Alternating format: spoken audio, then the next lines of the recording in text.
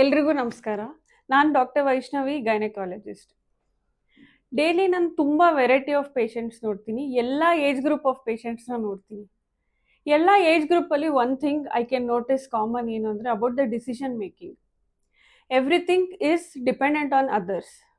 ಎಷ್ಟೋ ಸತಿ ತನ್ನ ನೋವನ್ನೇ ತಾನು ಹೇಳ್ಕೊಳ್ಳೋಕ್ಕೆ ಹಿಂಜರಿತಾರೆ ಹೆಣ್ಮಕ್ಳು, ಭಯ ಪಡ್ತಾರೆ. Next decision about the pregnancy. ಯಾವಾಗ ಕನ್ಸೀವ್ ಆಗಬೇಕು, ಅವ್ರ ಕೆರಿಯರು ಪ್ರೆಗ್ನೆನ್ಸಿ ಹೆಂಗೆ ಬ್ಯಾಲೆನ್ಸ್ ಮಾಡ್ಕೋಬೇಕು, ಯಾವ ಏಜಲ್ಲಿ ಪ್ರೆಗ್ನೆಂಟ್ ಆಗಬೇಕು, ಎಲ್ಲಾನು it is not there in her hands. ಎಲ್ಲಾನು ಬೇರೆಯವ್ರ ಮೇಲೆ ಡಿಪೆಂಡ್ ಆಗಿರ್ತಾರೆ. ಇನ್ನೊಂದು important decision work life balance. ಮದುವೆಗೆ ಮುಂಚೆ ವರ್ಕ್ ಮಾಡಬೇಕು ಅಂದರೆ ಅಪ್ಪನ ಪರ್ಮಿಷನ್ ತಗೋಬೇಕು. ಮದುವೆ ಆದಮೇಲೆ ಹಸ್ಬೆಂಡ್ ಪರ್ಮಿಷನ್ನು. ಮಗು ಆದಮೇಲೆ it depends on multiple factors about the family support ಎಲ್ಲಾನು.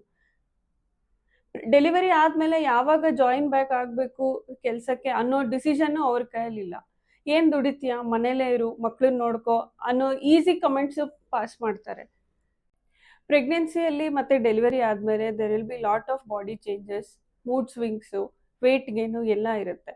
Instead of respecting these body changes, they will be taken as taunts. So it's not only about health, it's about the human rights. So on this human rights day, let's try to respect her decisions. ಅವ್ರ ಆಯ್ಕೆಗಳಿಗೆ ಬೆಲೆ ಕೊಡೋಣ.